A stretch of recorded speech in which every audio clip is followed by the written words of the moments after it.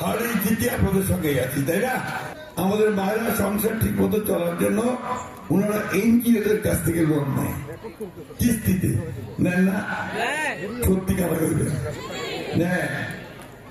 কিস্তিটা ঠিক মতো শোধ অনেক সময় করা যায় না, ঠিক না? তখন আরেকটা এনজিওর কাছ থেকে লোন নেন, ওই জন ক্রমান্বয়ে সব বাড়িতে থাকে। এটাও কি বলছেন যে 1 বছরের এই লোন উনি কিস্তি সহ মাফ করে দেওয়ার ব্যবস্থা করবেন, ওই টাকাটা নিয়ে গিয়ে তাহলে কেউ তো বাকি থাকলো না। আমার মা বোনেরাও হলো, কৃষক ভাইদের হলো, এখন আমার ছেলেরা বলবে আমরা যে বেকার বসে আছি, কোনো কাজ কাম নাই, এদের জন্য সরকার কি করবে?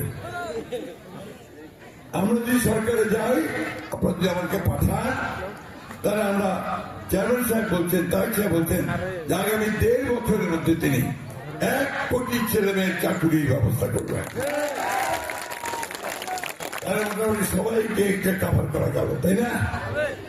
আগত তো খালি কিছু লোকই শুধু বড় লোক হচ্ছিল, সাধারণ মানুষের কথা কেউ চিন্তা করে নাই, তাই না?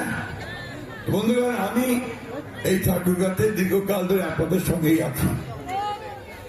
91 সাল থেকে নির্বাচন করি,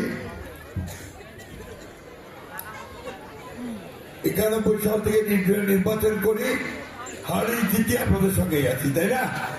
কয়েকবার হারিয়েছি, কয়েকবার জিতেছি, ঠিক তো? যেবার জিতছি, মন্ত্রী হয়েছিলাম, আমি আপনাদের এই ডিপ টিউবওয়েল গুলো সব চালু করে দিয়েছিলাম, বরেন্দ্রকে নিয়ে আসছি, ঠিক না? বড়দের পানি তো আপনারা পাচ্ছেন।